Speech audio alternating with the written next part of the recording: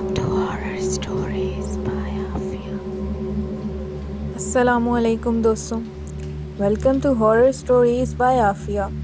Horror stories by Afia میں ایک نئی کہانی کے ساتھ میں حاضر ہوں۔ امید کرتی ہوں آپ سب خیر خیریت سے ہوں۔ دوستوں، یہ کہانی ایک ریئل انسیڈنٹ پر مبنی ہے جو کہ کسی نے ہمارے ساتھ شیئر کی تھی، تو آئیے سنتے ہیں کہانی انہی کی زبانی۔ بات آج سے 10 سال پہلے کی ہے۔ سردیوں کی راتیں تھیں اور میرا کزن جو کہ کراچی میں ملیر نامی علاقے میں مقیم تھا، وہ اپنے کسی دوست کی شادی میں گیا ہوا تھا جو کہ کراچی کے ہی کیماڑی نامی علاقے میں آرگنائز کی گئی تھی۔ جو لوگ کراچی کے رہنے والے ہیں وہ جانتے ہیں کہ وہاں شادیوں کے فنکشنز دیر رات تک چلتے ہیں۔ اس رات بھی شادی کا فنکشن دیر رات تک چلا اور اسی مصروفیت کے دوران رات کا 1 بج گیا۔ میرے کزن نے روانگی کے لیے اجازت لی اور گھر کے لیے نکل گیا۔ کیماڑی سے ملیر کے لیے W11 نام کی گاڑی چلتی ہے جس میں بیٹھ کر وہ کلاک ٹاور تک پہنچا اور وہاں دوسری گاڑی کا انتظار کرنے لگا۔ سردیوں کی راتیں تھیں، اوپر سے وقت بھی بہت ہو گیا تھا جس کی وجہ سے روڈ پر گاڑیاں بھی نہیں تھیں۔ ابھی اسے اس جگہ گاڑی کا انتظار کرتے ہوئے زیادہ وقت نہیں ہوا تھا کہ اس نے کسی لڑکی کو دیکھا جو مدد مانگ رہی تھی۔ جب باسط اس کے تھوڑا ہی قریب پہنچا تو دیکھا اس کے پیر الٹے تھے۔ پیروں کو دیکھ کر اس نے الٹی سمت بھاگنا شروع کر دیا۔ اب باسط کو احساس ہوا کہ یہ کوئی لڑکی نہیں بلکہ کوئی چڑیل وغیرہ ہے جس کے پیر الٹے ہیں۔ بھاگتے ہوئے ایک دم اس کو ایک رکشہ نظر آیا۔ باسط نے خدا کا شکر ادا کیا اور جلدی سے پہلے اس رکشے میں بیٹھ گیا اور رکشے والے کو تیز چلانے کا بولا۔ باسط کا سانس پھولا ہوا تھا اور اس ٹھنڈ کے باوجود پسینے میں بھیگا ہوا تھا۔ جب رکشے والے نے اس سے پوچھا کہ تمہارا سانس کیوں پھولا ہے، بھاگ کیوں رہے ہو، تو باسط نے بتایا کہ میں نے ٹاور پل پر ایک لڑکی دیکھی، وہ مدد کے لیے مجھے پکار رہی تھی۔ جب میں اس کی مدد کے غرض سے اس کے قریب گیا تو دیکھا کہ اس کے پیر الٹے تھے۔ رکشے والا ہنسنے لگا جس سے باسط کو عجیب لگا۔ اب باسط نے غصے کے انداز میں رکشے والے سے پوچھا کہ تم ہنس کیوں رہے ہو؟ کیا تمہیں میری بات بکواس لگ رہی ہے؟ رکشے والے نے ہنستے ہوئے بولا، صاحب کیا اس کے پیر ایسے ہی الٹے تھے جیسے میرے ہیں؟ اس رکشے والے کے پیر الٹے تھے جن کو دیکھ کر باسط کے ہوش اڑ گئے اور اس نے چلتے رکشے سے چھلانگ لگا دی۔ باسط کے چھلانگ لگاتے ہی رکشہ رک گیا۔ چھلانگ لگانے کی وجہ سے باسط کو کافی زخم بھی آئے، مگر اس نے زخموں کی پرواہ کیے بغیر خود کو بچانے کے لیے بھاگنا شروع کر دیا۔ ابھی کچھ دور ہی پہنچا تھا کہ پیچھے سے آواز آئی کہ آج تم مجھ سے بچ گئے۔ باسط نے اللہ اللہ کر کے جب پیچھے دیکھا تو رکشہ غائب تھا اور شاید اس کی کوئی نیکی سامنے آ گئی تھی جس کی وجہ سے وہ سلامت گھر پہنچ گیا۔ اس دن تو میں بچ گیا، لیکن کئی مہینوں تک میرے ساتھ کئی عجیب و غریب واقعات ہوتے رہے۔ اب گرمیوں کا موسم شروع ہو چکا تھا۔ جب بارش شروع ہوتی تھی تو میں اکثر اپنا بستر اٹھا کر چھت پر سونے چلا جاتا تھا، کیونکہ اس میں سونے کا مزہ ہی کچھ اور ہے۔ وہ بھی ایک گرمیوں کی رات تھی۔ سب گھر والے چھت پر سو رہے تھے۔ اچانک رات کو بارش ہونے لگی تو سارے اپنی چادریں تکیے سنبھالنے نیچے بھاگے، مگر میری عادت تھی کہ میں نیچے کی چٹائی اپنے اوپر ڈال کر سوتا رہتا جب تک بارش زور نہ پکڑ لیتی، کیونکہ مجھے ایسے بہت اچھا لگتا تھا۔ اس رات بھی سارے گھر والے نیچے چلے گئے اور میں اکیلا چٹائی ڈالے سوتا رہا۔ غنودگی میں تھا کہ اچانک مجھے 2 بلیوں کی زور سے لڑنے کی آوازیں آئیں۔ لڑتے ہوئے ان کی آوازیں بہت بری لگ رہی تھیں۔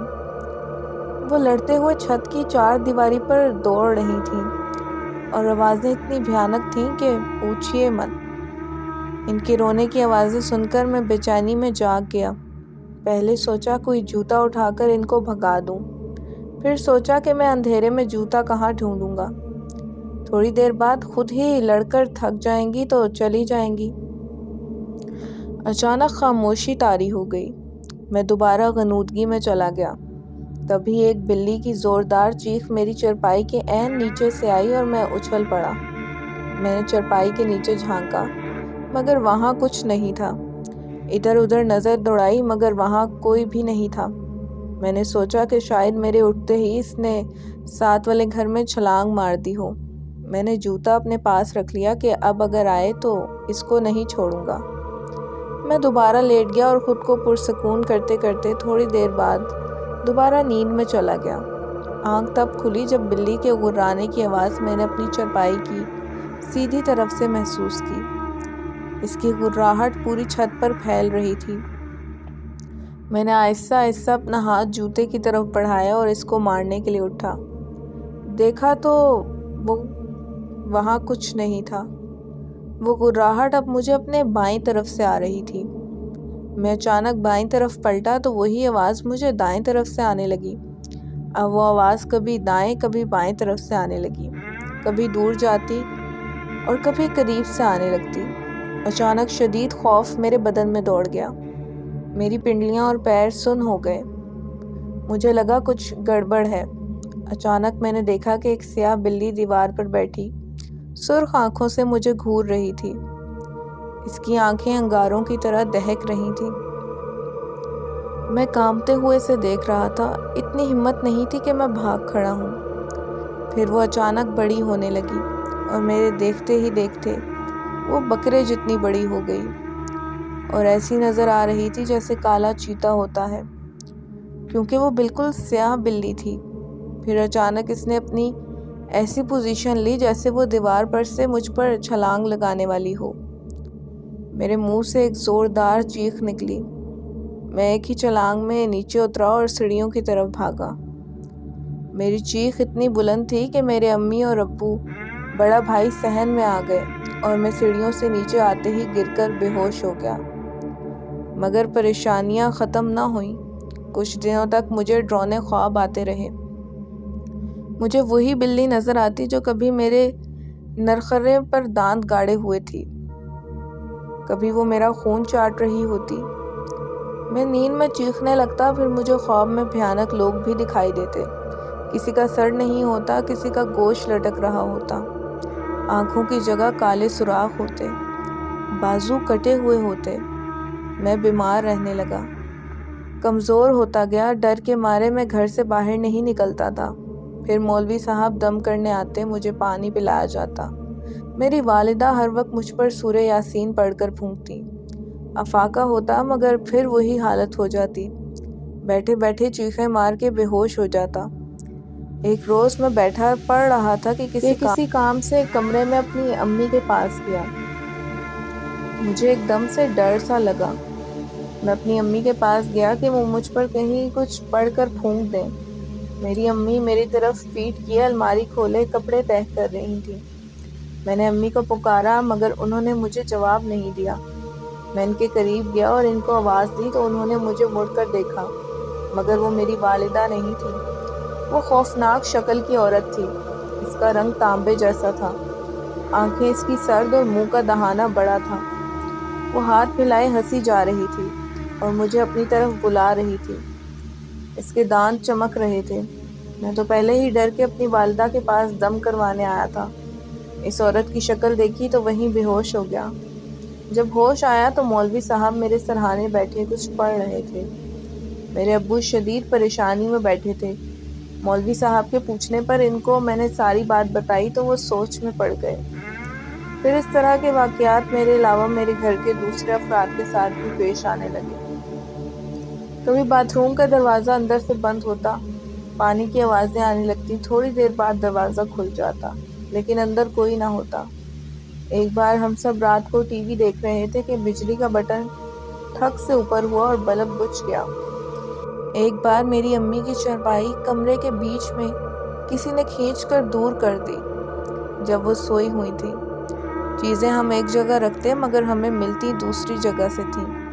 گھر کا ہر فرد ڈرا سہما رہنے لگا تھا۔ کوئی میرے ساتھ نہیں بیٹھتا تھا۔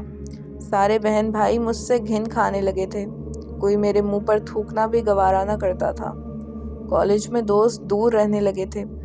ہمارے گھر کا سکون غارت ہوئے 7 مہینے سے زیادہ ہو گئے تھے۔ میں اپنی حالت سے اتنا تنگ ہوا کہ خودکشی کا سوچنے لگا۔ ایک روز ہمارے مولوی صاحب اپنے ساتھ ایک بزرگ کو لے آئے اور بتایا کہ یہ میرے مرشد ہیں۔ وہ بزرگ سفید کپڑوں میں تھے، سفید عمامہ تھا، چہرے پر سفید داڑھی تھی اور ماتھا ایسے چمک رہا تھا جیسے روشنی پھوٹ رہی ہو۔ انہوں نے میرے ماتھے پر ہاتھ رکھا اور میں رو پڑا۔ میرے والد صاحب نے سارے واقعات ان کو بتائے اور وہ سکون سے بیٹھے سن رہے تھے۔ ان کے ہونٹوں پر ایسی مسکراہٹ تھی اور اتنا سکون تھا اور چہرے پر اتنا نور تھا کہ دل کرتا تھا ان کو دیکھتے ہی رہیں۔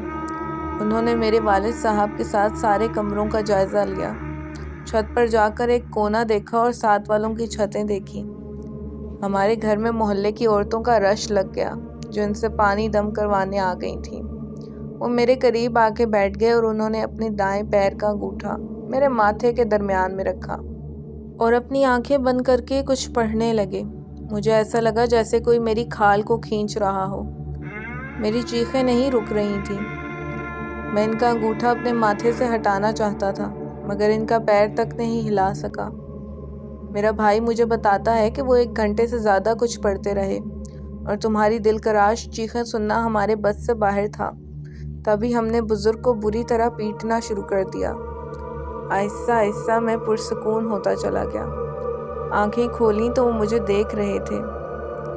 ان کے چہرے پر مسکراہٹ تھی۔ انہوں نے پانی منگوا کر دم کیا، کمرے کے ہر کونے میں پانی چھڑکا اور 2 گھونٹ پانی مجھے پلا دیا۔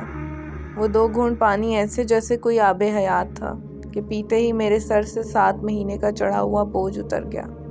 میرے کاندھے ہلکے ہو گئے، میرے جسم میں سکون دوڑنے لگا، میری بجھی آنکھیں روشن ہو گئیں۔ میں اٹھ گیا اور ان کی چھاتی پر سر رکھ کر رونے لگا اور وہ مجھے دعائیں دیتے ہوئے چلے گئے۔ آج اس بات کو 2 سال ہو گئے ہیں اور اللہ کا شکر ہے کہ پھر کوئی واقعہ پیش نہیں آیا۔